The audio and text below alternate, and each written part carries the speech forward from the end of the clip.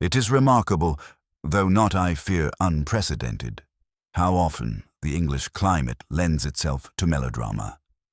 Mist was rising from the salt marsh that September evening in Norfolk, and Harpsfield Priory, with its Tudor gables tacked jauntily upon medieval foundations, loomed like a conscience in ecclesiastical garb. Lord Peter Wimsey, who has always maintained that the only decent fog is one through which a man may properly speculate, leaned upon the low stone wall by the disused fish pond and counted the bell strokes from St. Hilary's across the dike. 9, he observed, as if tallying souls rather than hours. Compline rung at an hour indecorously modern, a curious ecclesiastical impropriety, wouldn't you say, Bunter? Mr. Bunter, whose genius for materializing at precisely the correct moment ought long since to have earned him a bishopric, appeared with the swayed unobtrusiveness of a well-trained shadow. Indeed, my lord, though I venture to suggest that rural parishes have always maintained a somewhat flexible relationship with canonical hours. Like politicians with truth, returned Wimsey cheerfully, accepting the warming flask his manservant proffered. Or antiquarians who fancy that Cicero pronounced his vows like a Parisian shopkeeper. From across the lawn came the sound of a gramophone misbehaving at low volume, attempting to do something to Schubert that the composer had never intended and would certainly not have approved. A maid scurried across the grass like a startled rabbit and vanished around the corner toward the servants' entrance, her white cap bobbing in the gathering dusk. The household appears restless this evening, Wimsey observed, noting the flickering shadows behind the long drawing-room windows. One might almost suppose they were expecting something disagreeable to happen. It was at this moment of atmospheric prescience that Mr. Mervyn Venn emerged from the side entrance, moving with the measured dignity that only the most accomplished butlers can achieve when bearing unpleasant news.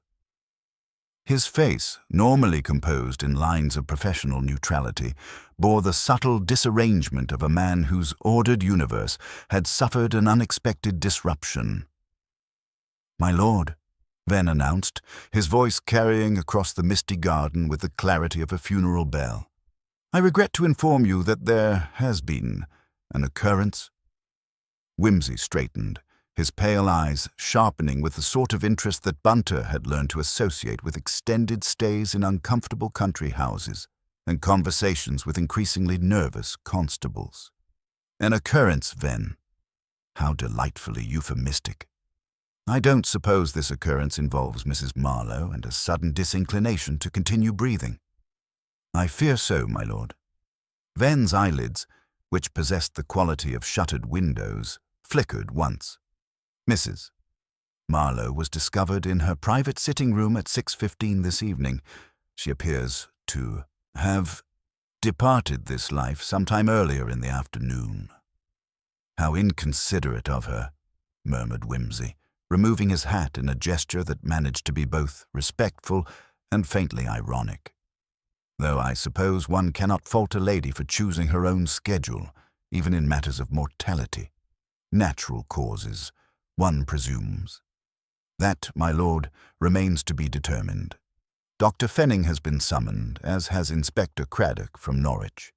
There are certain irregularities that have caused some concern among the household." Wimsey's eyebrows rose with delicate interest. "Irregularities? How perfectly fascinating. The sort that require medical expertise or merely the sort that offend one's sense of proper domestic arrangement?" Venn's mouth twitched almost imperceptibly, the butler's equivalent of hysterical laughter. "The latter, my lord, though I suspect the two may prove more closely related than one might initially suppose." As they made their way toward the house, Bunter falling into step behind them with the silent precision of a well-oiled mechanism, Wimsey found himself studying the Tudor facade with renewed interest. Harpsfield Priory had been built by men who understood the value of thick walls and narrow windows, and the centuries had done little to diminish its capacity for keeping secrets. "Tell me, Venn," Wimsey said as they approached the entrance, "these irregularities you mention, do they by any chance involve the domestic arrangements? The sort of thing that would distress a housekeeper or perplex a lady's maid?" Your lordship is remarkably perceptive, Venn replied, pausing at the threshold. Mrs. Branksome discovered the body, and she has been most emphatic about certain details that strike her as inconsistent with Mrs. Marlowe's usual habits. Habits, Wimsey repeated thoughtfully. Yes, I can see how the disruption of established patterns might prove more disturbing than the mere fact of death itself. Lead on, Venn. I find myself suddenly eager to examine these inconsistencies. The interior of a Harpsfield priory maintained the atmosphere of restrained opulence that characterized the better sort of country house. Thick carpets that muffled footsteps, portraits of disapproving ancestors, and the faint scent of beeswax and old roses that spoke of generations of careful housekeeping. As they made their way through corridors lined with oak paneling dark enough to absorb secrets, Wimsey noted the subtle signs of a household in distress. A housemaid's red-rimmed eyes, the way the footman's usually perfect posture had acquired a nervous stoop, the manner in which conversations ceased abruptly as they passed. Mrs. Branksome awaited them outside the door to Mrs. Marlowe's private sitting room, her hands folded over an apron that could have served as a standard for military precision.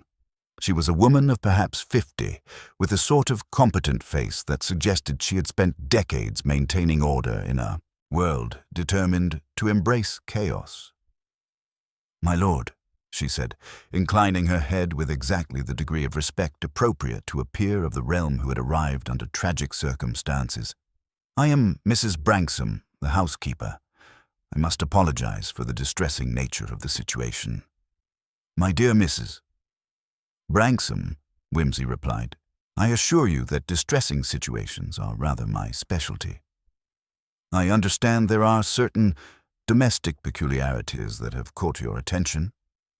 Mrs. Branksome's lips compressed into a line that suggested she found the entire universe guilty of improper behavior. "Indeed, my lord." Mrs. Marlowe was discovered in her afternoon dress, the blue silk with the Brussels lace collar, which would be entirely appropriate for receiving callers or taking tea. However, Wimsey prompted gently. "However, my lord, when Hester, Mrs. Marlowe's personal maid, laid out the dress this morning, she folded it in the manner Mrs. Marlowe preferred for afternoon wear. But when we found her, the dress had been rearranged, folded in the manner one might use for evening storage, not immediate wearing." Wimsey's pale eyes lit with the sort of delight that most people reserved for unexpected inheritances or favorable reviews in the Times. How absolutely fascinating. A dress with an identity crisis. And this Hester, she is quite certain of her folding technique. "Hester has been with Mrs. Marlowe for 15 years, my lord. She is most particular about such matters. Mrs. Marlowe was exacting in her requirements." "Exacting," Wimsey repeated, savoring the word. "Yes, I begin to see. A woman of precise habits discovers that her clothing has developed opinions of its own. Most unsettling for all concerned, I should imagine." As they entered the sitting room, Wimsey found himself in a space that spoke eloquently of its late occupant's character. Every object had been placed with mathematical precision, books arranged by height and subject, writing materials aligned with geometric exactitude, even the cushions positioned at angles that suggested the intervention of a protractor. It was the room of someone for whom disorder represented a personal affront to the natural order of the universe. Mrs. Marlowe herself lay upon a chaise longue upholstered in rose-colored silk, her hands folded with the sort of tidiness that death rarely achieves without assistance. She had been a handsome woman of perhaps 50, with the sort of features that suggested both intelligence and determination. Her eyes were closed, but her mouth retained a faint expression of surprise, as if death had interrupted her in the middle of an important observation. "The blue silk dress," Wimsey murmured, approaching the body with the respectful attention of a connoisseur examining a particularly fine painting. And where exactly was it discovered in this rearranged condition? Mrs. Branksome indicated a mahogany wardrobe. whose doors stood slightly ajar. Laid across the shelf inside, my lord, folded for long-term storage, not for immediate use. Most irregular. Whimsy examined the dress with the sort of attention that most men reserved for racehorses or cricket scores. The blue silk was indeed beautiful, the sort of afternoon dress that spoke of excellent taste and considerable expense. But it had been folded with a precision that suggested someone familiar with the proper care of fine garments, yet unfamiliar with Mrs. Marlowe's personal preferences.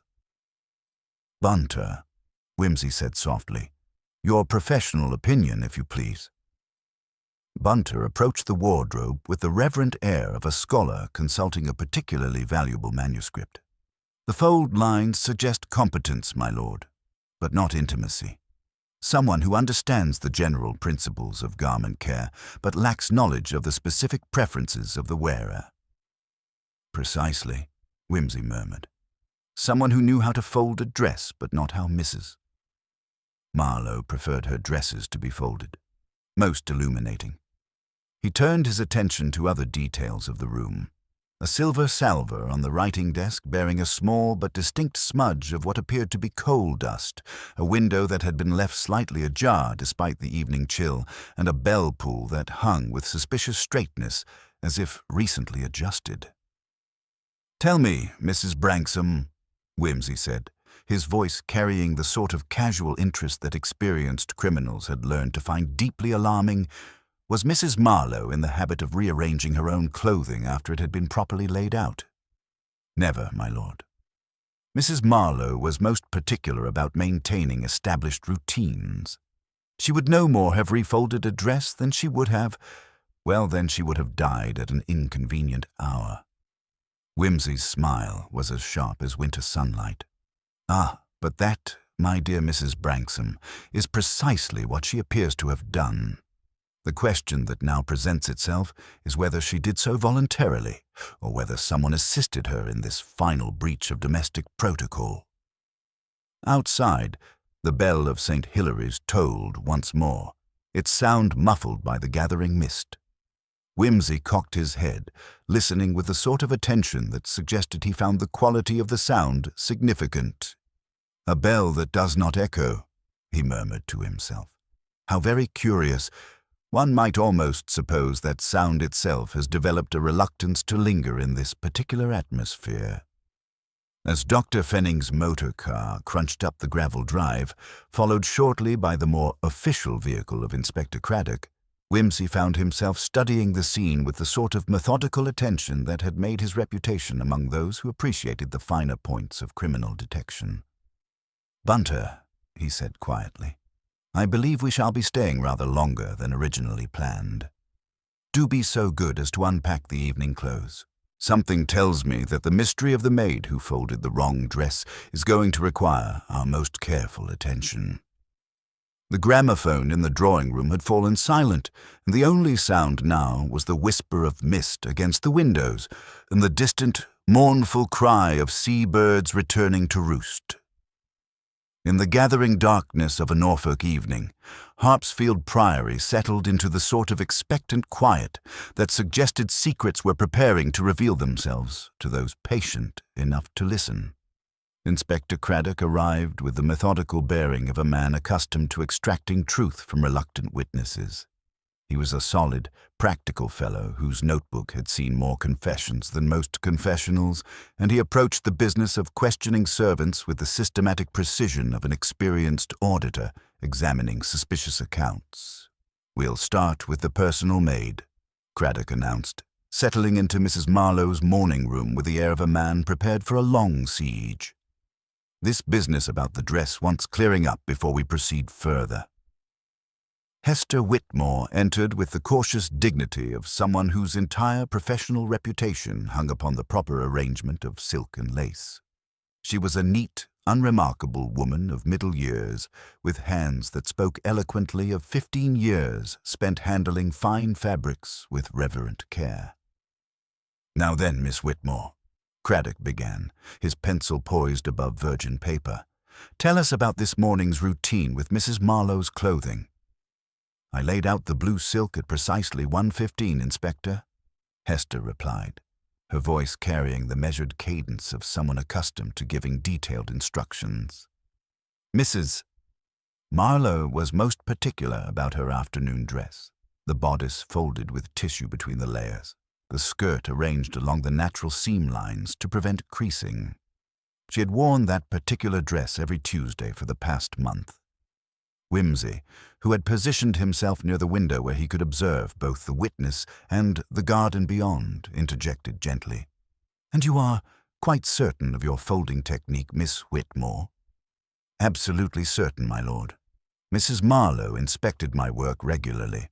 The dress was folded for immediate wearing, opened flat, ready to slip on. When we found it in the wardrobe, it had been refolded for long-term storage, tucked and squared away as one might do for seasonal pressing.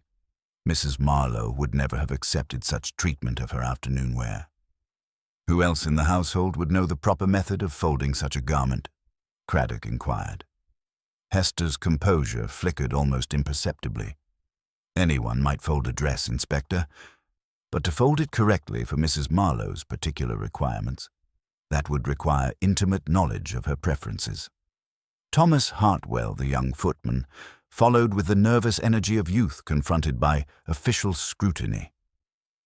His testimony revealed the sort of small contradictions that Wimsey had learned to find particularly illuminating.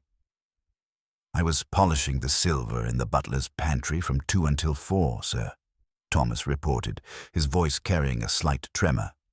"Mr. Venn had given me specific instructions about the tea service, but I'd been handling coal earlier, bringing up scuttles for the drawing-room fire. I washed my hands thoroughly before touching any silver, sir. I always do.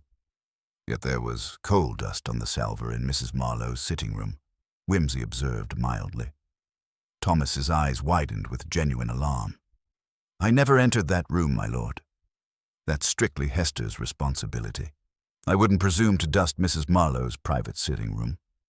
Craddock made a note that seemed to require considerable concentration. "And you heard nothing unusual during the afternoon? No sounds from Mrs. Marlowe's rooms?" "Nothing, sir. Though." Thomas hesitated, glancing nervously toward the butler's pantry. The bell indicator in the servants' hall showed Mrs.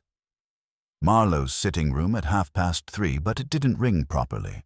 Just a dull thud, like the clapper was muffled.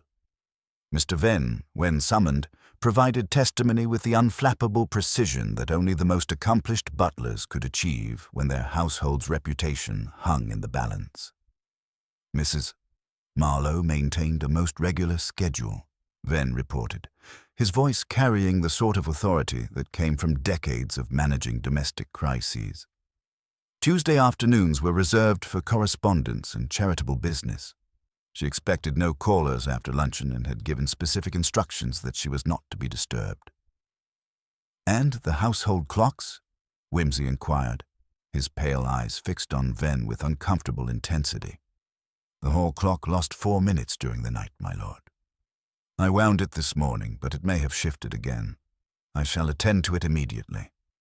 Mrs. Branksome corroborated the timeline with a sort of precision that suggested she had spent considerable time rehearsing her account.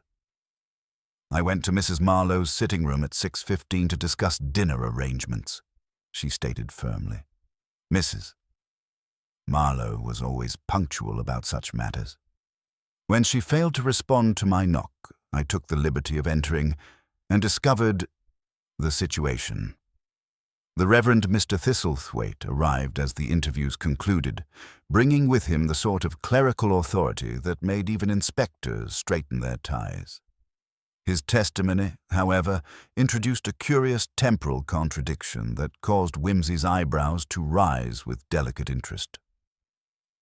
"Poor Isabel telephoned me this morning at 10 o'clock, the vicar reported, his voice carrying across the room with practiced resonance. She was confirming arrangements for next week's parish council meeting. Her voice was perfectly normal, though perhaps slightly strained. She mentioned expecting a visitor this afternoon regarding some charitable matter."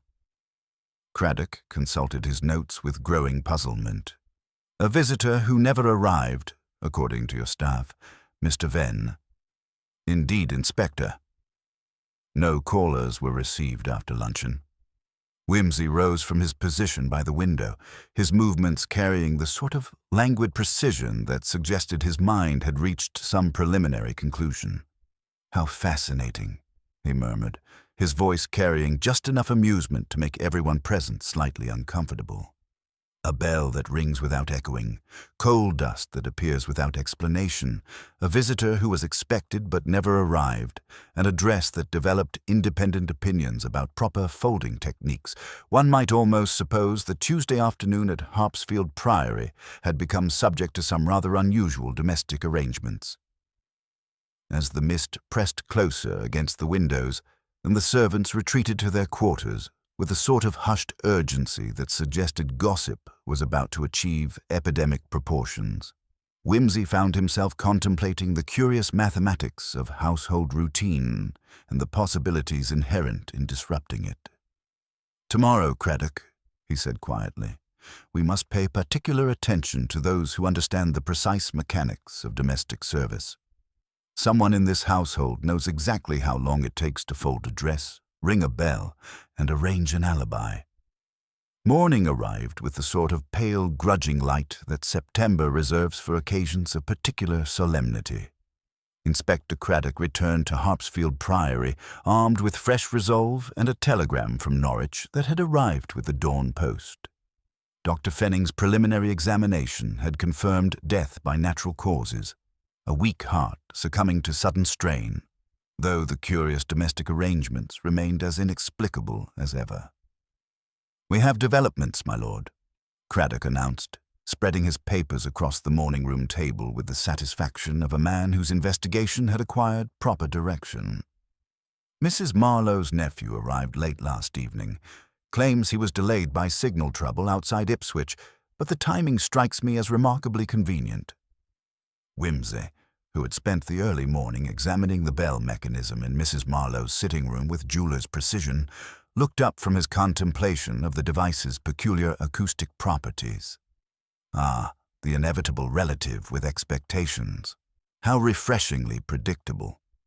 "I don't suppose this nephew possesses the sort of character that would make his aunt's demise financially advantageous." "Indeed he does, my lord. Lionel Marlowe, aged 32, currently residing in London under circumstances that suggest his finances have seen better days. Mrs. Marlowe's solicitor confirms that young Lionel stands to inherit the entire estate, provided, of course, that he survives his aunt's recent inclination toward charitable revision of her will. Lionel Marlowe, when summoned, proved to be exactly the sort of young man that careful families warn their daughters against. He possessed the dissipated handsomeness of someone whose charm had been his primary occupation for too many years, and his clothing suggested a gentleman whose tailor had grown weary of extending credit. "Frightful business about Aunt Isabel," Lionel declared, his voice carrying precisely the correct note of grief tempered by practical concern. Though I must say she had seemed rather strained lately. All these charitable obligations and estate responsibilities. I feared the burden might prove too much for her constitution. Craddock consulted his notebook with the methodical pleasure of a man building an unshakable case. "When did you last visit your aunt, Mr. Marlowe?" 3 weeks past, for Sunday luncheon. We discussed family matters, the usual things. Aunt Isabel had mentioned her concern about my circumstances. She felt I lacked proper direction in life. "And these circumstances," Whimsy interjected mildly, "would they by chance involve debts of honor that have grown impatient for settlement?" Lionel's composure flickered like a candle in a draught. "I've had some unfortunate luck at cards, yes. Nothing that couldn't be resolved with a bit of time and family understanding. Aunt Isabel, however, took rather a stern view of such matters. Mrs. Branksome, who had been hovering with the protective vigilance of a housekeeper defending her employer's reputation, stepped forward with visible indignation. "Mrs. Marlowe was most particular about responsibility, sir. She often said that privilege without purpose was the greatest sin of the modern age." "Quite right, too," Lionel agreed hastily. though one might argue that a young man needs opportunity to prove himself. Aunt Isabel's charitable inclinations, while admirable, were becoming rather extensive. The estate requires considerable maintenance, after all. It was at this moment that the morning's second dramatic arrival occurred, in the person of Madame Zelda Ravencroft, who materialized in the doorway with the sort of theatrical timing that suggested either supernatural communication or an excellent ear for approaching footsteps. She was a woman of indeterminate age, whose dramatic appearance, flowing black garments, silver jewelry that chimed softly with each movement, and eyes outlined in kohl, suggested extensive study of popular conceptions of mystical authority. I felt the disturbance in the spiritual atmosphere, Madame Ravencroft announced, her voice carrying the sort of resonant quality that made ordinary conversation seem prosaic. Poor dear Isabel's sudden departure has created ripples in the ethereal plane. The spirits guided me here to offer what assistance I might provide.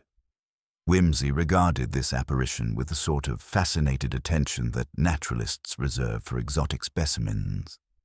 How remarkably prompt of the spirits, Madame Ravencroft.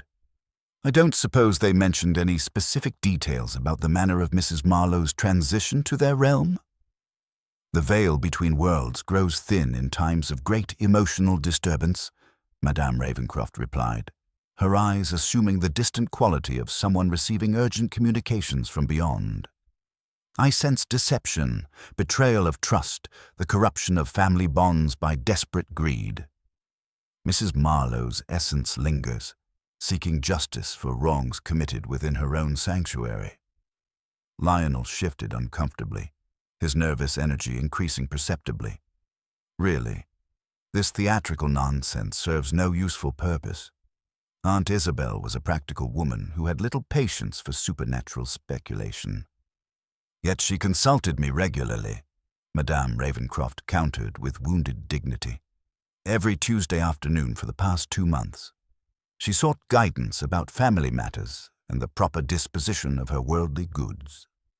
Yesterday's appointment was particularly urgent. She had discovered something that troubled her deeply. Craddock's pencil paused above his notebook. Yesterday was Tuesday, madame. Were you expected at Harpsfield Priory? Indeed, Inspector. Mrs. Marlowe had requested an emergency consultation. She had learned that someone close to her, someone she trusted implicitly, had been systematically deceiving her about matters of considerable importance. The spirits had revealed that this person was manipulating her charitable giving for personal gain. The silence that followed possessed the quality of a held breath. Lionel's face had acquired the pallor of someone whose digestive system was rebelling against unwelcome revelations. I arrived at the appointed time, Madame Ravencroft continued, but found the household in distress. The spirits had already informed me that Mrs. Marlowe's earthly journey had concluded, though the manner of her departure remained shrouded in deception. Whimsy rose from his examination of the bell mechanism, his movements carrying the languid precision of a cat who had spotted something interesting. Most illuminating, madame, though I confess myself puzzled by the curious intersection of spiritual revelation and domestic irregularity. If Mrs. Marlowe intended to confront her betrayer yesterday afternoon, one must wonder about the significance of a dress that folded itself so inappropriately. As the morning mist lifted from the Norfolk marshes, revealing the stark beauty of the landscape beyond Harpsfield Priory's ancient walls, Whimsy found himself contemplating the curious relationship between obvious motives and subtle methods, in the manner in which theatrical revelations sometimes serve to obscure rather than illuminate the quietly methodical nature of domestic murder. The departure of Madame Ravencroft, accompanied by a theatrical flourish that suggested urgent spiritual communications awaited her elsewhere, left Inspector Craddock with the satisfied expression of a man whose case was assembling itself with admirable efficiency. Young Lionel's obvious financial distress and the spiritualist's dramatic revelations provided exactly the sort of clear motive that appealed to the official mind. Whimsy, however, had developed that particular quality of amused attention that Bunter recognized as the precursor to investigations becoming considerably more intricate than they initially appeared. He stood before Mrs. Marlowe's sitting room with the air of a connoisseur, examining a canvas whose surface details concealed deeper compositional mysteries. "Tell me, Mrs. Branksome," he said, approaching the bell-pull with delicate precision. "This mechanism, has it always produced such remarkably muffled sounds?" The housekeeper's professional composure flickered with uncertainty. "Mrs. Marlowe never complained of any deficiency, my lord, though she rarely summoned the staff during her afternoon correspondence hour." Whimsy tugged the silk rope experimentally. The result was indeed the dull thud that Thomas had described, a sound that suggested the bell's natural voice had been deliberately constrained. "Bunter, your mechanical expertise, if you please." Bunter's examination revealed a small wad of blue silk fabric carefully wedged against the bell's clapper, precisely the sort of improvised muffling that would prevent proper resonance while maintaining the appearance of normal function. "Most ingenious," Whimsy observed, extracting the fabric with jeweler's delicacy. "Blue silk, matching the dress found so inappropriately folded. One begins to perceive a certain coordination in these domestic irregularities." He moved to the long mirror that dominated the room's eastern wall, studying its reflection with mathematical precision. From Mrs. Marlowe's writing desk, the glass provided a commanding view of the corridor entrance and a portion of the main staircase, an arrangement that would allow discreet observation of household movements without the vulgarity of obvious surveillance. "The acoustics of this room strike me as particularly interesting," Whimsy continued, drawing the heavy velvet curtains partially closed.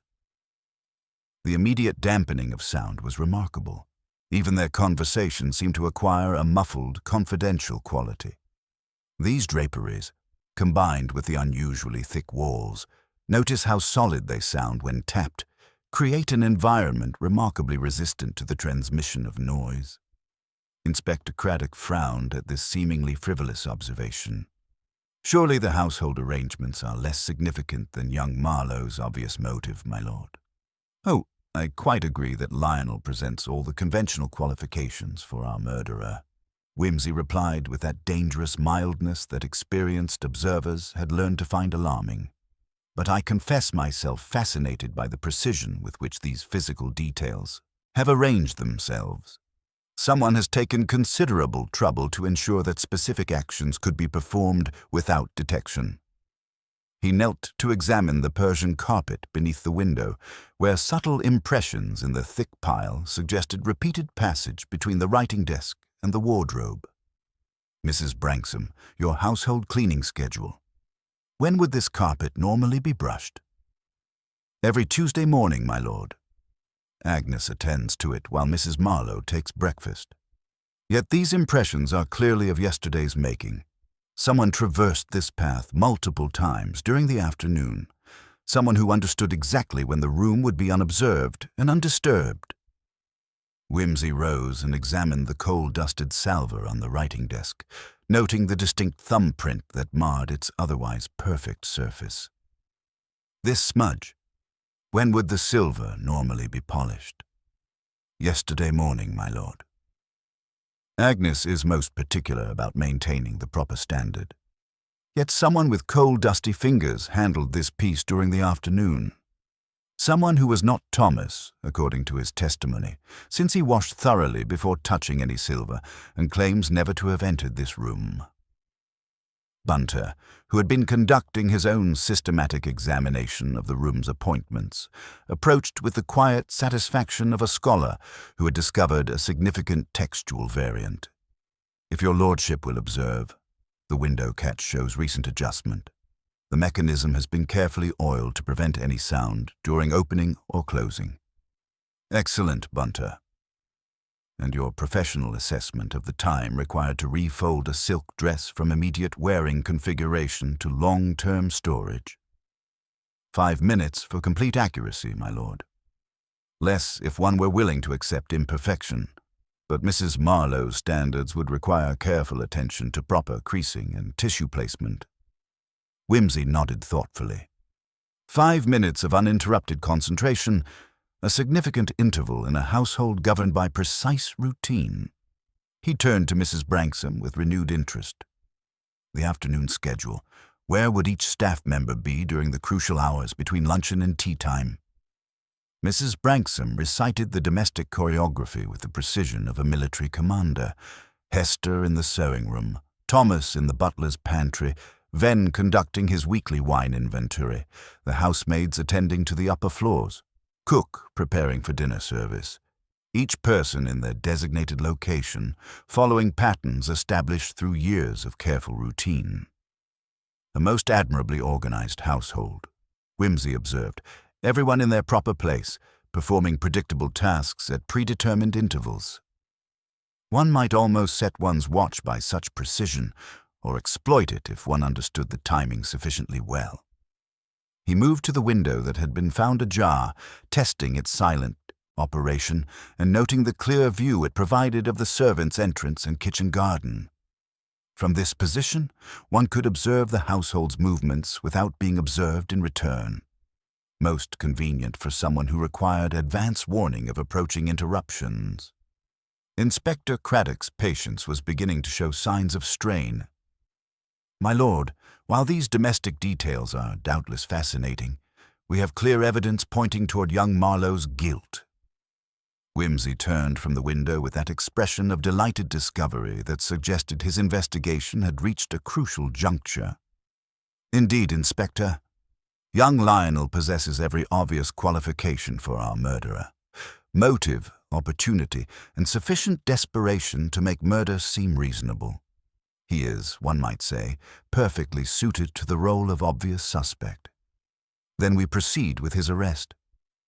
Eventually, perhaps. Though I find myself intrigued by the curious precision with which all these obvious clues have arranged themselves for our convenience.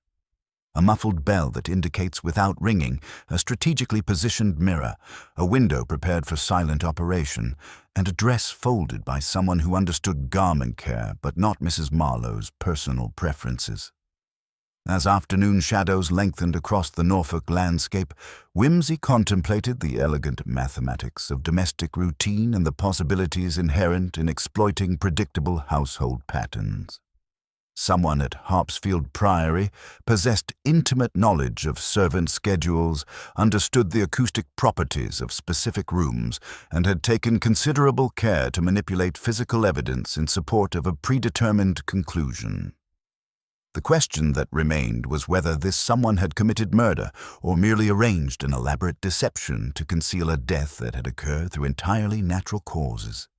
And if so, what secret was worth such meticulous theatrical preparation? "Tomorrow, Craddock," Whimsy said quietly, "we must examine the precise chronology of yesterday's events. Someone in this household has been remarkably clever about timing, and I suspect that cleverness may prove to be their ultimate undoing." The following morning brought Inspector Craddock armed with railway timetables, telephone exchange records, and the sort of methodical determination that had served him well in cases where obvious suspects possessed inconveniently complicated alibis. Whimsy found him in the morning room, surrounded by papers arranged with geometric precision, constructing what appeared to be a comprehensive chronological assault upon the previous day's events. "I've been in communication with Norwich Station, my lord," Craddock announced with evident satisfaction. "Young Marlowe's alibi requires careful examination.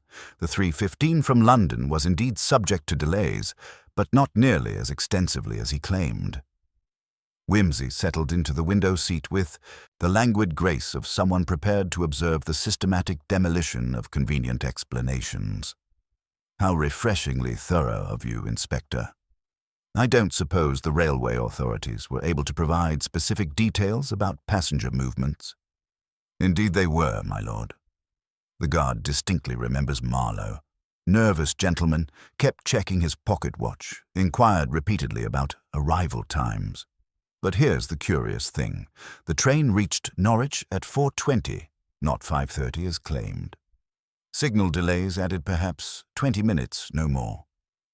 Bunter, who had been conducting his own investigation into temporal possibilities, approached with the quiet satisfaction of a scholar who had discovered significant discrepancies in accepted historical accounts.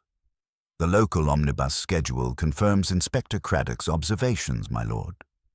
The 4:40 service from Norwich would have delivered Mr. Marlowe to the village by 5:15 at the latest, which places him at Harpsfield Priory well before Mrs. Branksome discovered the body at 6:15, Craddock concluded. Ample time for a confrontation with his aunt, particularly if she had learned of his financial deceptions.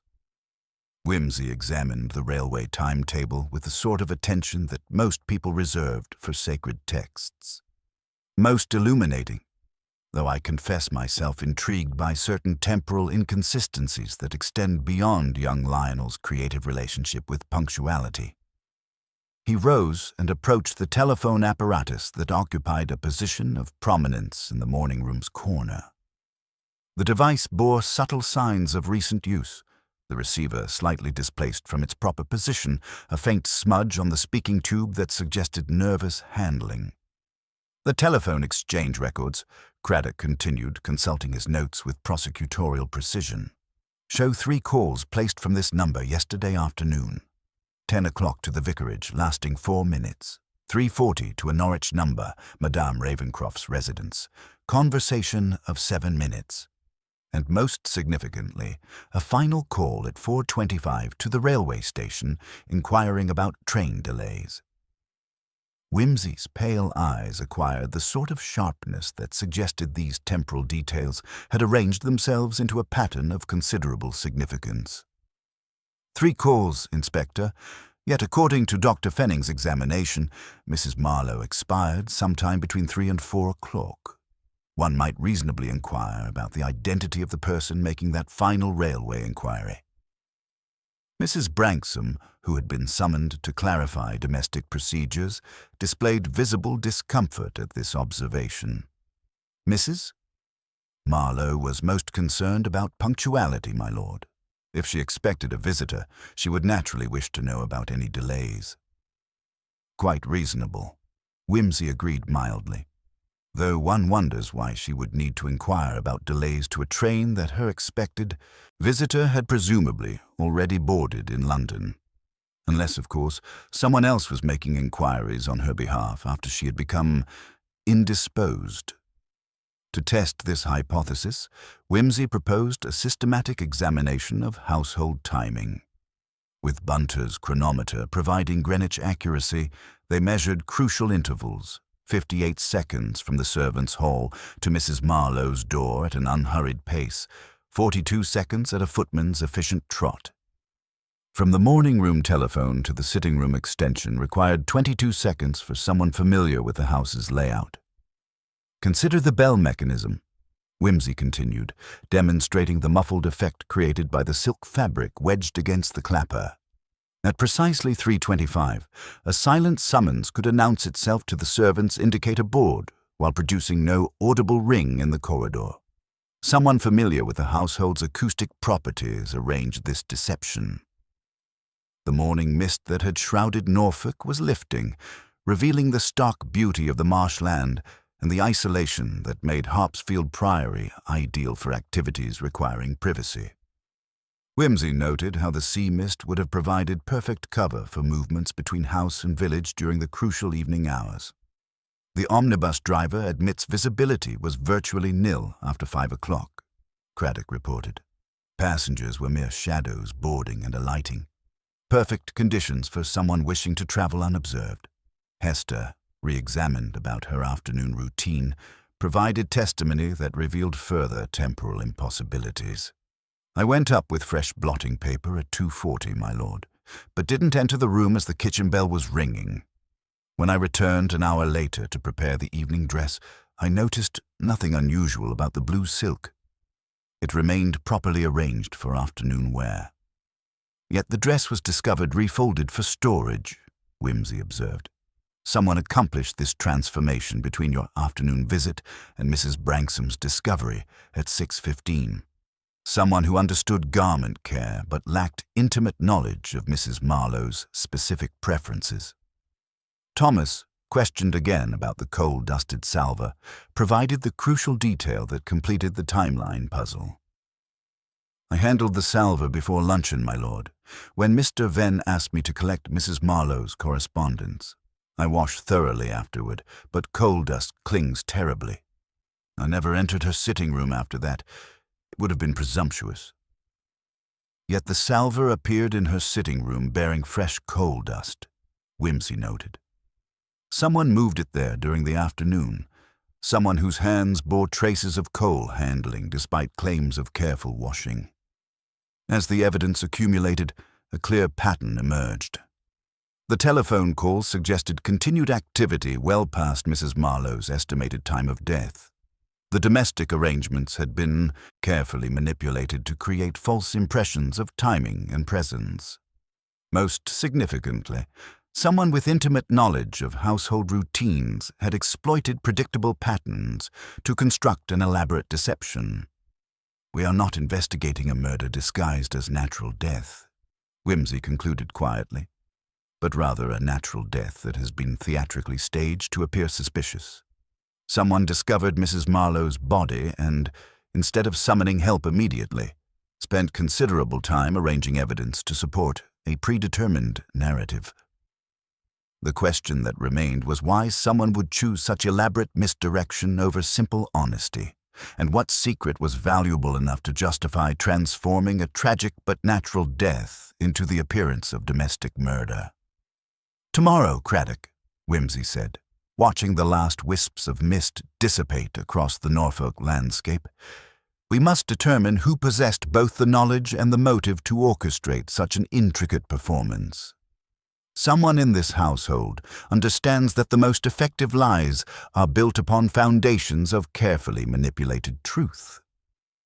The morning's revelations about temporal impossibilities had left Inspector Craddock with a sort of methodical determination that suggested his investigation was approaching a crucial juncture. It was Mrs. Branksome who provided the key to the next phase, approaching them with the reluctant dignity of someone whose professional discretion was finally yielding to official necessity. "Inspector," she announced, her voice carrying the weight of long-suppressed revelation, "there are certain matters regarding Mrs. Marlowe's private correspondence that perhaps require your attention. I have maintained her confidences out of loyalty, but under the circumstances." She led them to Mrs. Marlowe's private study, a chamber that bore evidence of extensive secretarial activity conducted with military precision. The writing desk contained multiple locked compartments, filing systems arranged with geometric exactitude, and correspondence sorted into categories that spoke of charitable administration far more complex than conventional parish obligations. Mrs. Marlowe conducted considerable private business from this room, Mrs. Branksome explained, producing keys with obvious reluctance. She was most particular about maintaining confidentiality regarding her benefactions. Many recipients preferred complete anonymity. The locked drawers revealed a charitable network of remarkable sophistication. Mrs. Marlowe had been systematically supporting former servants who had fallen on difficult circumstances, providing education for promising village children, and maintaining what her correspondence delicately termed a fund for unfortunate situations requiring immediate resolution. Whimsy examined the meticulously maintained ledgers with growing fascination. "Your late employer appears to have operated a private welfare system of considerable scope. These payments, £20 quarterly to a Mrs. Henderson in Yarmouth, £15 monthly to someone identified only as E.P. in London, various smaller amounts to recipients listed by initials only." Among the papers, Bunter discovered correspondence that revealed the more delicate aspects of Mrs. Marlowe's activities. Letters from grateful recipients spoke of generous discretion regarding past difficulties and continued understanding of circumstances that conventional charity could not address. The tone suggested systematic assistance to individuals whose situations required both financial support and absolute secrecy. This correspondence paints a fascinating picture, Whimsy observed, examining a letter dated 3 weeks prior. Mrs. Henderson writes of renewed interest from unwelcome quarters and expresses concern about arrangements being discovered by those who would not understand. The language suggests something rather more complex than conventional charity. Inspector Craddock studied the papers with official interest. This could represent organized blackmail, my lord. Mrs. Marlowe appears to have been paying for silence regarding some scandal. Or, Whimsy suggested with delicate precision, she was maintaining the silence necessary to protect others from scandal. The correspondence suggests she specialized in rescuing the casualties of social hypocrisy. Former servants dismissed unjustly, governesses compromised through no fault of their own, clerks whose honesty made them inconvenient to corrupt employers. Further examination revealed the immediate crisis that had precipitated recent events. A draft letter dated the previous Monday, never sent, showed that Mrs. Marlowe had discovered systematic exploitation of her charitable network. Someone with intimate knowledge of her operations was intercepting payments intended for vulnerable recipients and redirecting them for personal gain. The letter mentions betrayal by one I trusted implicitly, Whimsy read aloud, and refers to evidence of systematic theft disguised as administrative efficiency. She had clearly arranged Tuesday's confrontation to offer this person an opportunity for private confession and restitution. A folder marked Household Obligations, Confidential, contained documents that explained the particular vulnerability of Mrs. Marlowe's position. Years earlier, she had assisted in resolving a scandal involving young Mervyn Venn, who had been unjustly accused of financial irregularities while serving as under-butler in Sussex. Her intervention had saved his reputation and secured his grateful loyalty. Mrs. Marlowe rescued me from circumstances that would have destroyed my career, Venn confirmed when presented with these papers, his dignity unshaken. I owe her my honor.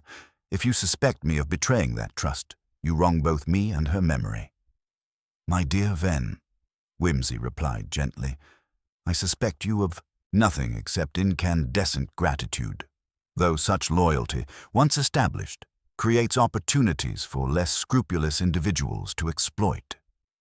The most significant discovery was a typewritten note, unsigned, demanding adherence to Tuesday afternoon arrangements and warning of dire consequences if current investments were not properly concluded.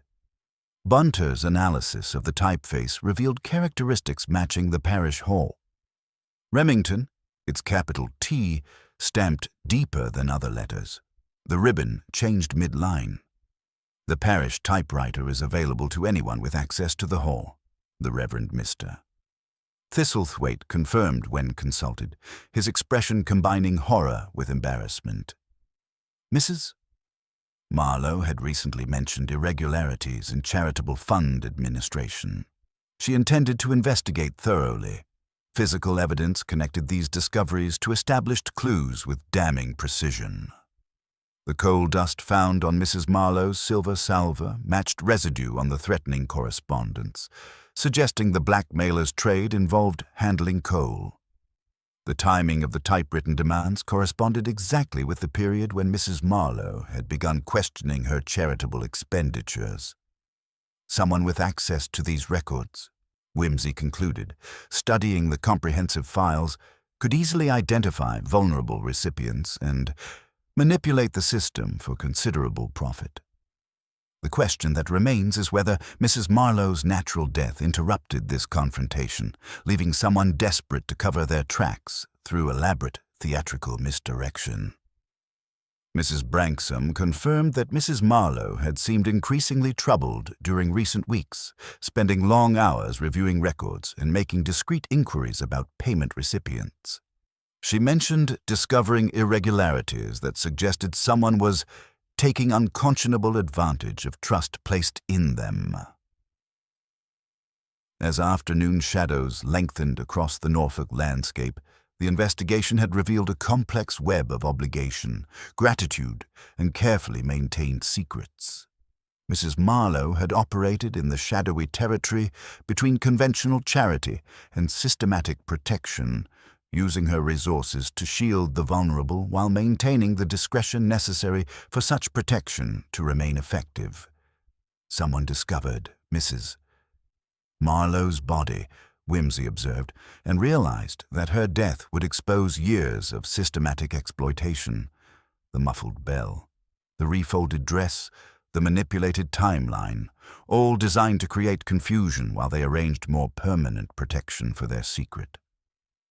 The mystery of the maid who folded the wrong dress was beginning to reveal its true nature, not a murder disguised as natural death, but a natural death theatrically staged to appear suspicious, buying time for someone whose carefully constructed deception faced imminent exposure through the loss of their unwitting benefactor. The discovery of Mrs. Marlowe's extensive charitable network and the systematic exploitation it had suffered cast an entirely new light upon the domestic irregularities that had initially seemed merely puzzling. What had appeared to be random inconsistencies in household routine now revealed themselves as elements of a carefully orchestrated deception, each detail precisely calculated to create specific impressions while concealing others. Whimsy returned to Mrs. Marlowe's sitting room with the methodical attention of a scholar re-examining a familiar text whose true meaning had suddenly become apparent. The physical evidence, previously dismissed as curious but insignificant, now demanded systematic reinterpretation in light of the fraud Mrs. Marlowe had discovered. "Consider the window, Inspector," Whimsy began, demonstrating its silent operation with delicate precision. "Yesterday we noted that it had been found ajar despite the evening chill, and that the catch moved without its customary protest. Today we understand why such preparation was necessary." He positioned himself at the window, noting the clear view it provided of the servants' entrance and kitchen garden. From this vantage point, one could observe household movements while remaining undetected. The oiled mechanism ensures that opening or closing produces no telltale squeak to announce such surveillance to anyone in the corridor. Bunter's examination of the window frame revealed additional evidence of preparation. "The hinges show recent lubrication, my lord, applied with considerable care to ensure completely silent operation. Someone invested considerable effort in eliminating any acoustic signature." "Precisely," Whimsy agreed. "Someone who required the ability to monitor approaches while conducting activities that demanded absolute privacy. Most convenient for arranging theatrical staging without interruption." The coal-dusted salver on the writing desk acquired new significance when examined as evidence of deliberate manipulation rather than accidental contamination. Thomas's vehement denials of entering the room after his morning duties had been entirely credible, yet the silver clearly bore traces of coal handling applied well after Mrs. Marlowe's death. "This smudge represents a signature," Whimsy observed, indicating the distinct thumbprint that marred the otherwise pristine surface. Not the mark of routine service, but evidence of someone whose recent activities involved coal handling, perhaps at the parish hall where those threatening letters were composed, who then chose to manipulate objects in Mrs. Marlowe's private sanctuary. Inspector Craddock consulted his notes with growing comprehension. "The parish hall typewriter sits beside the coal stove, according to the vicar's testimony." "Indeed. And someone with access to that facility would naturally acquire coal dust on their fingers, which they then transferred to this salver while arranging evidence to support their preferred narrative. The blue silk dress, when subjected to Hester's expert analysis, revealed the most damning evidence of all. The personal maid demonstrated the precise folding technique Mrs. Marlowe preferred for afternoon wear, contrasting it sharply with the storage method discovered in the wardrobe. The refolding required knowledge of general garment care, Hester confirmed, but not of Mrs. Marlowe's specific requirements. Someone competent in domestic service, but unfamiliar with her particular preferences. "The tissue paper placement is entirely wrong," Mrs. Marlowe insisted on precise positioning to prevent sleeve creasing. Whimsy examined the fabric with jeweler's attention. Someone who understood the importance of proper dress care but had learned their technique elsewhere. A person of service background, certainly, but not one trained in this household's specific methods. The discovery of Hester's embroidery shirts tucked beneath the dress tissue provided additional confirmation. Your scissors, Whimsy noted, placed where only a deliberate hand would position them. Someone borrowed your tools for their theatrical arrangement, then returned them in a manner that would implicate your involvement. The muffled bell mechanism revealed the most sophisticated element of the deception. Whimsy's systematic testing demonstrated how the blue silk wedged against the clapper allowed the indicator board to register a summons while producing no audible ring in the corridor. At precisely 3:30, Whimsy explained, tugging the silenced rope, someone could create the impression that Mrs. Marlowe remained alive and requiring service, while ensuring that no footsteps would actually approach to investigate. The servants would see the indicator move and assume their mistress was within, conducting her usual correspondence. The room's acoustic properties, when examined as elements of deliberate strategy rather than architectural accident, revealed their crucial role in the deception. The heavy curtains, properly arranged, created remarkable sound dampening, while the thick walls prevented transmission of conversation to adjacent areas. Notice how these features combine. Whimsy continued, drawing the curtains to demonstrate their muffling effect. Someone could conduct urgent telephone conversations, rearrange physical evidence, and prepare elaborate staging without fear of detection. The room becomes acoustically isolated, a perfect theater for private performance. Mrs. Branksome, when questioned about household fabric supplies, confirmed that remnants were systematically maintained for repairs. We keep samples of all Mrs. Marlowe's dresses for emergency alterations. The blue silk fragment was part of our standard inventory, available to anyone with legitimate access to household supplies, Whimsy observed. Someone who understood both the materials at hand and their potential applications for creating false impressions. As the accumulated evidence formed its damning pattern, the true nature of Tuesday afternoon's events became clear. The coal-dusted salver, the silently operating window, the improperly folded dress, the muffled bell, each element carefully arranged by someone with intimate knowledge of household routines, access to necessary materials, and compelling motivation to delay discovery while arranging more permanent concealment of their activities. We are not investigating murder disguised as natural death, Whimsy concluded, his pale eyes bright with the satisfaction of completed deduction, but rather natural death theatrically staged to appear suspicious. Someone discovered Mrs. Marlowe's body and, instead of summoning immediate assistance, spent precious time arranging evidence to protect themselves from exposure of their systematic exploitation of her charitable trust.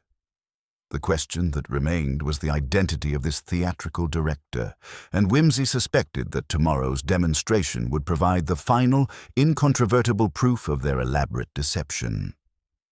The midnight hour cloaked Hopsfield Priory in the sort of expectant silence that theatrical directors prize above rubies. Lord Peter Whimsy had assembled his cast in the drawing-room with the ceremonial precision of a master conducting a particularly complex symphony, each participant positioned according to a choreography that promised revelation through repetition.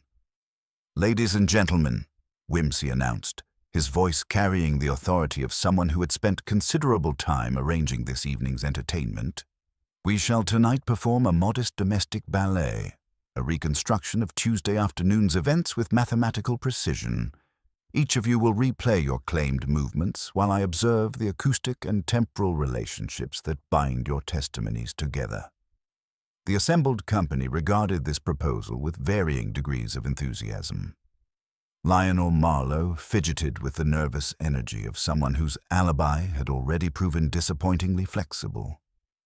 Hester maintained her professional composure despite obvious anxiety about her dress-folding techniques receiving renewed scrutiny. Thomas stood with military attention, clearly expecting official disapproval. Mrs. Branksome radiated dignified skepticism about the entire proceeding, while Mr. Venn preserved his butler's dignity through sheer force of professional will. "The stage," Wimsey continued with theatrical flourish, "is Mrs. Marlowe's sitting room, restored to Tuesday's precise configuration. Mr. Bunter will monitor timing from the servants' hall, noting indicator movements and acoustic effects. Inspector Craddock will observe from the morning room, tracking telephone usage and corridor traffic. I shall position myself where I can best appreciate the subtle harmonies of domestic routine."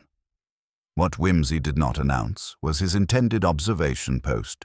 While the others prepared for their assigned roles, he slipped quietly through the connecting door to Mrs. Marlowe's private study, where the large mahogany wardrobe provided an excellent vantage point through its strategically positioned mirror. From this concealed position, he could observe both the sitting room and the corridor beyond, while remaining completely undetected. A theatrical box seat for the evening's performance. The reconstruction commenced at precisely 3 o'clock with clockwork precision. Thomas departed for the butler's pantry, his footsteps creating the familiar rhythm of afternoon routine. Hester gathered her materials and proceeded upstairs, while Mrs. Branksome withdrew toward her kitchen domain. The household settled into its predictable choreography, each person following the established patterns that someone with intimate knowledge could exploit systematically. At 3:15, the first crucial deviation occurred. Mr. Venn, who claimed to have been conducting wine inventory in the cellar, appeared instead in the corridor outside Mrs. Marlowe's sitting room. He moved with the silent efficiency that 15 years of grateful service had perfected, his approach so quiet that even Wimsey's trained ear barely detected his presence. Venn paused at the door, listening intently before producing a key with practiced discretion. His entry was accomplished with professional silence, and from his concealed position, Wimsey observed the butler's discovery of Mrs. Marlowe's peaceful form, slumped in her chair with correspondence scattered across the writing desk. What followed was a masterpiece of improvised deception. Instead of summoning immediate assistance, Venn began systematically arranging the theatrical elements that would later perplex the investigation. He first confirmed Mrs. Marlowe's death with thorough examination, then commenced his elaborate staging. The blue silk dress received careful attention, removed from its proper afternoon arrangement and refolded using techniques learned during his Sussex service. Competent but lacking Hester's specific knowledge of Mrs. Marlowe's preferences, his folding revealed the subtle differences that had initially puzzled the investigation. Next came the bell mechanism's manipulation. Venn produced a prepared fragment of matching silk and wedged it against the clapper with jeweler's precision. At 3:25 exactly, he tugged the silenced rope, creating the indicator movement that would establish false evidence of Mrs. Marlowe's continued activity. The window received strategic adjustment, opened slightly to suggest afternoon ventilation while providing an emergency escape route. The catch, previously oiled for silent operation, moved without its customary protest. Most damning was Venn's handling of the coal-dusted salver. His fingers, stained from recent work at the parish hall typewriter where he had composed threatening letters, left clear prints as he positioned the silver strategically on the writing desk. The placement suggested active correspondence at the time of death, supporting his fabricated timeline. The telephone calls followed with theatrical precision. At 3:40, Venn placed the call to Madame Ravencroft, modulating his voice to approximate Mrs. Marlowe's formal telephone manner. The spiritualist, expecting mystical communications, accepted the slight vocal alteration as evidence of spiritual distress. At 4:25 came the crucial railway inquiry, establishing the impression that Mrs. Marlowe remained alive and concerned about her nephew's arrival, while simultaneously providing Venn with information about Lionel's actual whereabouts. Throughout this performance, Venn moved with silent expertise, his knowledge of household routines allowing precise prediction of when each area would be unobserved. His understanding of Mrs. Marlowe's habits enabled convincing false evidence of her continued activity. The reconstruction revealed the elegant simplicity of Ven's deception. Discovering Mrs. Marlowe's natural death, he had chosen theatrical misdirection over immediate honesty, buying precious hours to arrange permanent concealment of his systematic exploitation of her charitable network. As the evening's performance concluded and the household gathered once more, Wimsey emerged from his concealment with quiet satisfaction. His theoretical deductions had received practical confirmation through this methodical recreation. "Most illuminating," he announced, his pale eyes fixed upon Ven with uncomfortable intensity. "Though I suspect our butler has considerably more to explain about Tuesday afternoon's actual chronology than his original testimony suggested." The moment of final revelation had arrived, and with it the complete unraveling of the mystery surrounding the maid who folded the wrong dress. The assembled company gathered in Mrs. Marlowe's sitting room possessed the quality of players awaiting their final curtain call. The candlelight flickered across faces marked by varying degrees of apprehension. Lionel's nervous energy, Hester's professional anxiety, Mrs. Branksom's rigid propriety, and Mr. Ven's impeccable composure that now seemed as fragile as autumn frost. "Ladies and gentlemen," Wimsey announced, his voice carrying the authority of complete certainty, "we have tonight witnessed a masterpiece of domestic theatre. The mystery of the maid who folded the wrong dress has revealed itself to be no mystery at all, but rather an elaborate performance staged by someone with intimate knowledge of household routines and compelling motivation to deceive." He lifted the blue silk dress from its shelf with delicate precision. Miss Whitmore folds for immediate wearing, tissue between bodice layers, sleeves arranged to prevent stress at the armholes, everything prepared for Mrs. Marlowe's exacting standards. But this garment was refolded for long-term storage, compressed, squared away, tissue used for padding rather than protection. Competent technique certainly, but learned in another household, under different standards. Someone who understood general garment care but lacked intimate knowledge of Mrs. Marlowe's particular preferences. Wimsey moved to the bell mechanism, demonstrating its muffled operation. At precisely 3:25, this device was manipulated to create a false signal. The blue silk fragment, wedged against the clapper, allowed the indicator board to register movement while producing no audible ring in the corridor. Someone required the appearance of Mrs. Marlowe's continued activity without the inconvenience of actual investigation. Inspector Craddock consulted his notes with growing comprehension. "The telephone calls, my lord, placed after the estimated time of death." "Indeed, Inspector." At 3:40, someone telephoned Madame Ravencroft, approximating Mrs. Marlowe's formal telephone manner with considerable skill. At 4:25, the same person inquired about railway delays, establishing a timeline that suggested continued concern about Mr. Lionel's arrival. Both calls were made by someone who had listened to Mrs. Marlowe's conversations for years and understood precisely how she addressed various categories of correspondent. Wimsey approached the coal-dusted salver with scientific attention.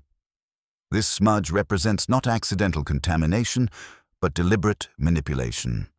The parish hall typewriter, used to compose threatening letters to Mrs. Marlowe's charitable recipients, sits beside a coal stove. Someone who had recently used that machine would naturally acquire coal dust on their fingers. Dust they then transferred to the silver while arranging false evidence of afternoon correspondence. The systematic nature of the deception emerged through Wimsey's methodical reconstruction. Mrs. Marlowe discovered systematic exploitation of her charitable network. For months, someone had been intercepting payments intended for vulnerable recipients, former servants, dismissed governesses, clerks whose honesty had made them inconvenient.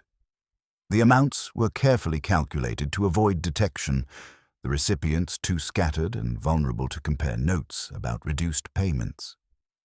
He turned his pale eyes upon Ven with uncomfortable intensity. On Tuesday afternoon, Mrs. Marlowe arranged a private confrontation with her betrayer.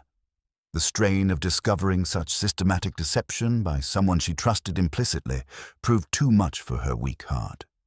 She died naturally, peacefully, at approximately 3 o'clock. Ven's professional composure began to show hairline cracks, like porcelain subjected to sudden temperature change. "You discovered her body during your routine afternoon check," Whimsy continued relentlessly. "Instead of summoning immediate assistance, you chose elaborate theatrical misdirection. You understood that Mrs. Marlowe's death would expose your systematic fraud. Her carefully maintained records, her unsent confrontation letter, the very meeting she had arranged, would point directly to your guilt." The complete chronology unfolded with devastating precision. Ven had spent precious minutes after discovering the body-arranging evidence to create confusion. The refolded dress suggested mysterious intruders. The muffled bell established false timeline evidence. The telephone calls maintained the illusion of Mrs. Marlowe's continued activity while deflecting suspicion toward obvious suspects. "You exploited rigid household routines with mathematical accuracy," Whimsy observed. "Thomas in the butler's pantry, Hester upstairs with her sewing, Mrs. Branksome occupied with dinner preparations, everyone in predictable positions while you conducted your performance unobserved." The weight of accumulated evidence finally shattered Ven's composure entirely. His shoulders sagged as 15 years of carefully maintained dignity collapsed like a house of cards. "She was already dead when I found her," Ven said quietly, his voice carrying the hollow quality of complete defeat. Her correspondence showed she knew everything: the intercepted payments, the forged receipts, the systematic exploitation of trust she had placed in me. I realized that her death would expose years of rationalization. "Rationalization," Whimsy repeated with delicate distaste, a fascinating euphemism for systematic theft from those least able to defend themselves. "Your gratitude to Mrs. Marlowe had curdled into entitlement, and entitlement into the sort of pressure that demanded continuous funding for personal necessities." As Inspector Craddock prepared the necessary official procedures, Whimsy contemplated the curious mathematics of loyalty corrupted by opportunity. The most trusted servants sometimes proved most dangerous precisely because their devotion was never questioned. "The maid who folded the wrong dress," Whimsy concluded, his voice carrying quiet finality, "was not Hester at all, but you, Mr. Ven. In attempting to create confusion through domestic irregularity, you revealed far more about your own deception than you ever intended. Your competence betrayed your guilt, and your theatrical instincts provided the very evidence that ensured your exposure." The mystery of Harpsfield Priory had revealed its true nature at last. Not murder disguised as natural death, but natural death theatrically staged to conceal systematic betrayal of the trust that had made such deception possible. The candles flickered in Mrs. Marlowe's sitting room as Inspector Craddock arranged them at Mr. Ven's quiet request, their wavering light casting shadows that seemed to dissolve 15 years of carefully maintained professional dignity. The assembled company, Mrs. Branksome rigid with betrayed trust, Hester pale beside the mantel, Thomas standing at uncomfortable attention, and Lionel, suddenly insignificant at the periphery, watched as the butler's composure finally crumbled like ancient masonry, yielding to persistent weather. "It began with gratitude," Ven said quietly, his voice carrying the hollow quality of someone whose entire identity was disintegrating before witnesses. "Mrs. Marlowe saved me from complete disgrace in Sussex. False accusations of financial irregularities would have destroyed my career, but she investigated personally, discovered the truth, and provided references that allowed me to rebuild my reputation. I owed her everything." Whimsy observed this psychological unraveling with the detached interest of a natural philosopher studying moral deterioration. "When did salvation become imprisonment, Mr. Ven? At what precise moment did gratitude transform into resentment?" Perhaps 3 years ago, Venn admitted, his hands trembling with exhaustion. Mrs. Marlowe's standards were exacting. Every aspect of household management required flawless execution. The pressure to maintain her approval became overwhelming. Then my sister fell gravely ill, consumption requiring sanatorium care. The expenses mounted beyond my modest salary's capacity. The mechanics of his initial deception emerged through reluctant explanation. Pride had prevented him from requesting assistance directly. Mrs. Marlowe's charity was reserved for the truly destitute, not trusted servants with personal failings. Instead, he had begun borrowing small amounts from the charitable funds he administered, intending immediate repayment. The system was remarkably vulnerable to manipulation. Venn continued, his professional competence evident even in confession. I reduced payments to scattered recipients while maintaining Mrs. Marlowe's records at full amounts. Former servants, too ashamed to complain about reduced assistance, dismissed governesses too proud to question arrangements, elderly clerks too confused to maintain accurate accounts. £5 here, £10 there, individually insignificant, but accumulated over months, they provided necessary relief. Mrs. Branksom's expression combined horror with professional betrayal. You were stealing from the most vulnerable people, Mrs. Marlowe sought to protect. I rationalized, Venn said quietly. I told myself my continued service justified these adjustments, that my administrative efficiency deserved compensation beyond my official salary, that recipients received adequate assistance even with reduced amounts. The pressure of maintaining perfection had created a terrible logic of entitlement. Inspector Craddock consulted his accumulated evidence with prosecutorial satisfaction. When did Mrs. Marlowe begin investigating irregularities? 2 weeks ago, she requested a comprehensive audit of all charitable payments over the past 2 years. I realized my careful adjustments would be exposed within days. The confrontation she arranged for Tuesday afternoon represented my final opportunity to negotiate some arrangement that might preserve my position. The psychological burden of maintaining his deception had clearly exacted considerable toll. Venn described sleepless nights calculating detection probabilities, days of nervous attention to Mrs. Marlowe's correspondence, constant fear that some recipient might write directly reporting reduced payments. When I discovered her body at 3:10, Venn continued, his voice barely audible, she was sitting peacefully at her writing desk. The unsent confrontation letter lay before her, my name written with such sadness rather than accusation. The strain of discovering my systematic betrayal had simply proved too much for her weak heart. She died knowing I had violated the trust that had saved me. The theatrical staging had been improvised with desperate efficiency. Venn's intimate knowledge of household routines allowed precise timing, while his understanding of Mrs. Marlowe's habits enabled convincing false evidence of continued activity. The dress required careful refolding according to storage standards I had learned in Sussex, competent but lacking Hester's knowledge of Mrs. Marlowe's specific preferences. The bell mechanism needed the blue silk fragment to create indicator movement without audible ringing. The telephone calls were most challenging. Mrs. Marlowe's formal manner required careful imitation, but I had listened to her conversations for years. Whimsy noted the technical precision that had ultimately betrayed him. The coal dust on the salver connected you directly to the parish hall typewriter where you composed threatening letters. A futile gesture, Venn acknowledged. The capital T strikes harder than other letters.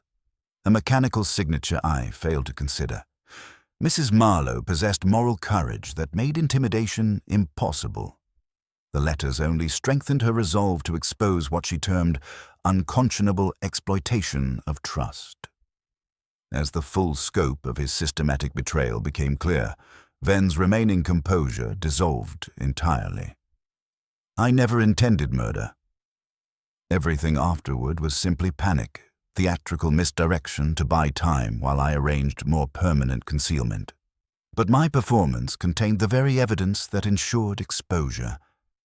The greatest tragedy Whimsy observed quietly, is that Mrs.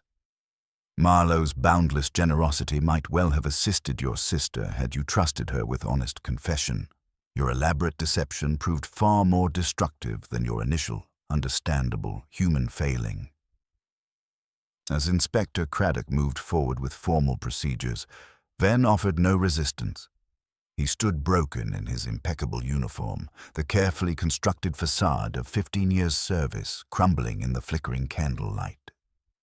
The mystery of the maid who folded the wrong dress had revealed its true nature. Not murder, but the systematic betrayal of trust by someone whose salvation had become the foundation for his ultimate moral destruction.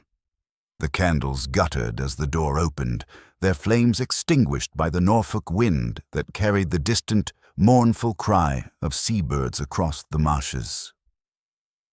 Dawn arrived with the pale reluctance that September reserves for Norfolk, casting wan light across Harpsfield Priory's ancient stones.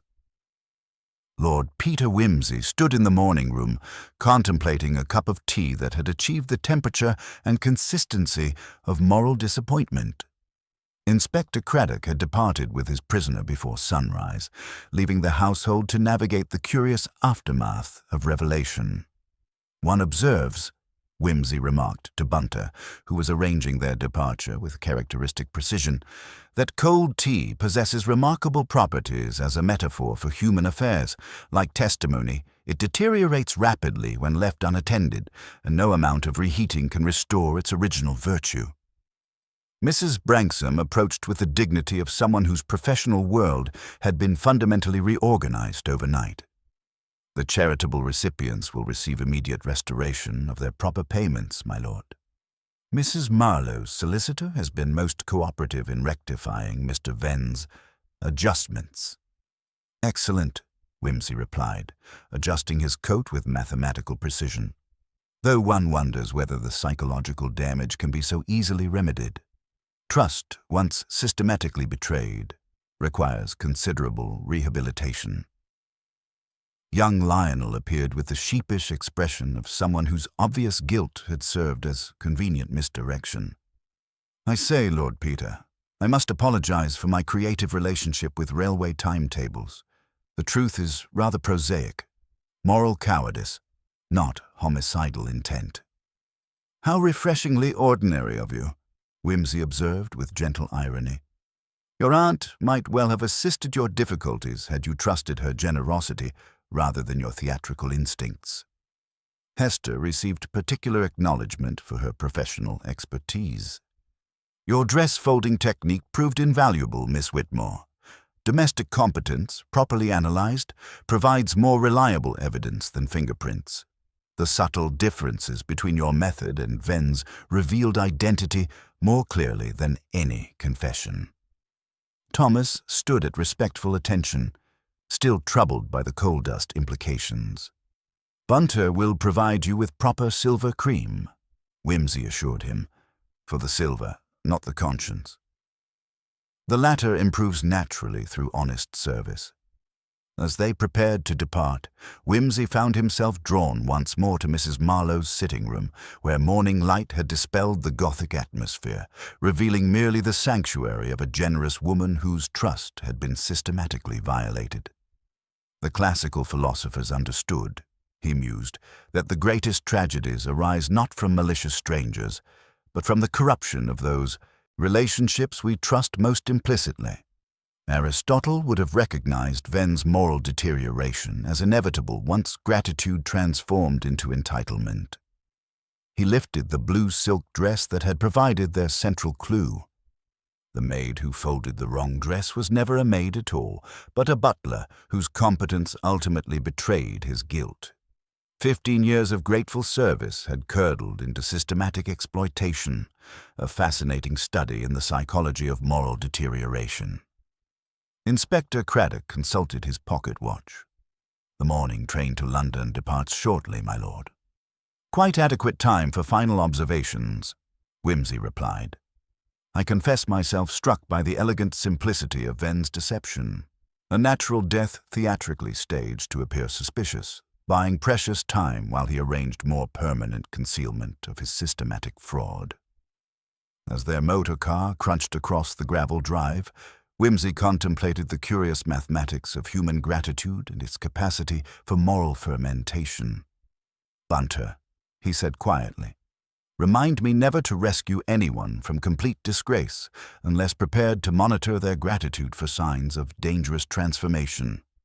Moral debt, like financial obligation, requires careful management." The bell of St. Hilary's tolled across the marsh, its sound carrying clearly in the morning air, no longer muffled by silk or constrained by deception. Whimsy smiled at the acoustic honesty. The mystery of domestic irregularity, he observed as Norfolk countryside rolled past their windows, ultimately revealed itself as systematic betrayal disguised as theatrical confusion. One might almost compose a treatise on the corruption of household trust, with particular reference to the folding of silk garments. "A fascinating subject, my lord," Bunter agreed with characteristic understatement. "Indeed. Though I suspect our next investigation will involve more conventional mysteries. Mere murder, perhaps, or simple embezzlement. After the elaborate theatrical deceptions of Harpsfield Priory, such straightforward criminality would provide welcome relief." As the mist lifted from the marshes and London beckoned ahead, Whimsy reflected that the most dangerous servants were often those who owed their masters the greatest debts. Gratitude, improperly managed, possessed remarkable capacity for moral deterioration. A lesson worth remembering in a world where trust remained humanity's most fragile and precious commodity.